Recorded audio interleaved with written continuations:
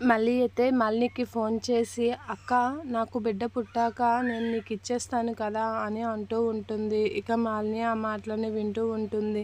"నేను నీకు బిడ్డనిచ్చినప్పుడు నాకు ఎప్పుడైనా దీవేసినా, చూడాలి అనిపించినా, ముట్టుకోవాలనిపించినా నాకు ఇస్తావు కదా, నన్ను చూడనిస్తావు కదా, ఆ బిడ్డని నన్ను ఎత్తుకొనిస్తావు కదా" అని అంటూ ఉంటుంది. అలా అంటూ మళ్ళీ అయితే చాలా బాధపడుతూ ఉంటుంది. ఆ మాటలన్నీ మాలిని వింటూ ఏం మాట్లాడకుండా అలా వింటూ ఉంటుంది. ఇక మళ్ళీ అయితే, "నాకు నిజం చెప్పక్క, నాకు ఇస్తావు కదా, మాట్లాడవేంటక్క, మాట్లాడు, ఏదో ఒకటి సమాధానం చెప్పు.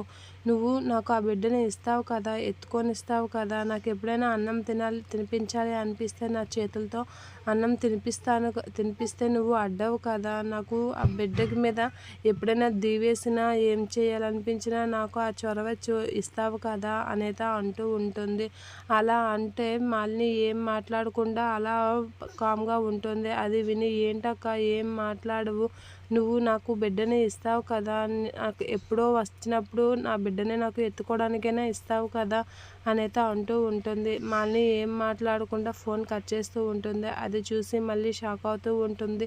ఇక మాలిని దేవుడి దగ్గర కూర్చొని ఏడుస్తూ ఉంటుంది. మళ్ళీ కూడా అలా బాధపడుతూ ఉంటుంది. ఇక ఇద్దరు ఒకరికొకరు తెలియకుండా బాధపడుతూ ఉంటారు. అలా బాధపడి ఆ బిడ్డ విషయం ఏమీ తెలియక సతమతం అవుతూ ఉంటుంది మాలిని. అలా మాలిని సతమతం అవుతూ బాధపడుతూ ఉంటుంది.